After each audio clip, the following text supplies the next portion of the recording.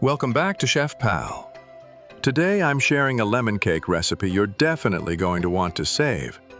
This is one of those tried and true desserts you keep for special occasions, or just surprising your family with a treat they'll absolutely love. It's light, elegant, and absolutely delicious. A total crowd pleaser. And the best part? It's 100% diet-friendly. Stick around, because once you try this recipe, you'll never go back to store-bought lemon cake again. Let's get started. First, grab a large mixing bowl. Pour in 1 full cup of granulated sugar and add 1 packet of vanilla sugar, or go with 1 teaspoon of vanilla extract if that's what you have on hand. Toss in a small pinch of salt to balance the sweetness, and then crack in 3 whole eggs. Large ones work best. Now, it's time to bring the mixture to life. Using an electric hand mixer, or a stand mixer if you prefer, beat everything together on high speed. Keep mixing until the texture becomes light and airy. Next, slowly pour in 1 cup of vegetable oil, but do it gradually. Don't rush it. Adding the oil little by little helps keep the batter emulsified and smooth. Once that's fully mixed in, pour in 1 cup of whole milk. And here's a tip. Make sure all your ingredients, especially the milk and eggs, are at room temperature. It makes a huge difference in how the batter blends. Now, let's add some structure to this beautiful batter. Start by scooping in 3 cups of all-purpose flour. For best results, go with a flour that's labeled for baking or pastry use. It has the right balance of protein to keep the cake soft and tender. Add it in gradually, mixing as you go. Gently fold the flour into the wet mixture. Take your time here. Mix just until the batter is smooth with no dry spots. But remember, don't overmix.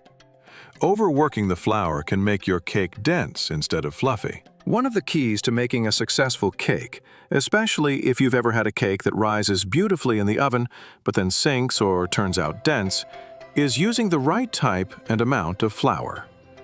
Always go for a high-quality all-purpose or pastry flour, and make sure your batter isn't too thin. If it's too runny, the cake may puff up in the oven but collapse as it cools, or end up heavy and undercooked in the middle. I started by adding 3 cups of flour, but once I saw the batter needed a bit more structure, I stirred in 1 heaping tablespoon extra. I also added 2 packets of baking powder, each around 7 to 8 grams, for a total of 14 to 16 grams. Then I mixed in 2 tablespoons of poppy seeds and some lemon flavoring. If you prefer a more natural option, feel free to use fresh lemon zest instead.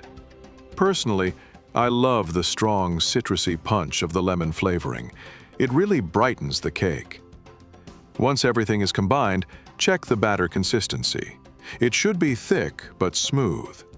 If you drag a spoon through it, the line should hold its shape for a second before gradually filling back in. If it's too runny, add a bit more flour. At this point, I added 2 tablespoons of white vinegar. This gives the baking powder an extra boost and helps the cake bake up tall and fluffy. Now it's time to bake. Line your loaf pan or cake mold with parchment paper.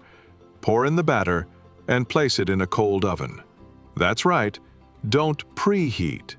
I set the oven to 285 degrees Fahrenheit, 140 degrees Celsius, and turn on only the bottom heat if your oven allows that option.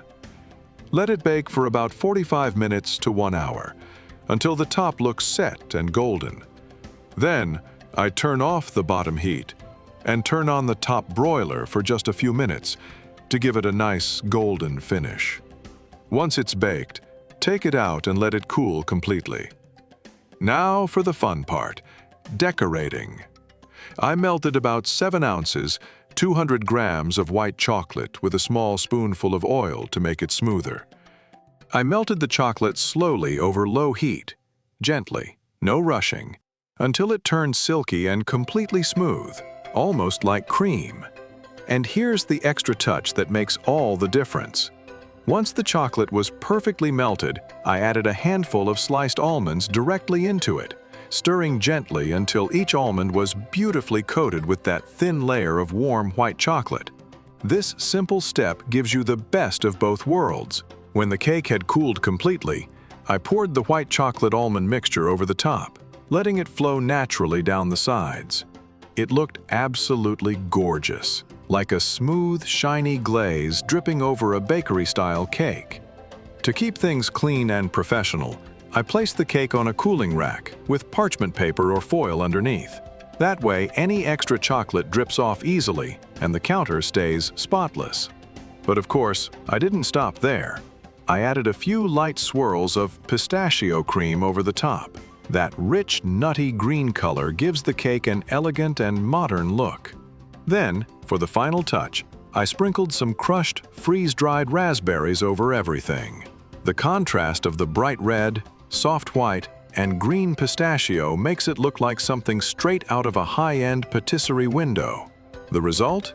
A stunning, glossy lemon cake that's soft and fluffy on the inside, with just the right amount of crunch and flavor on top. Every bite gives you creamy sweetness, nutty texture, and that refreshing hint of lemon.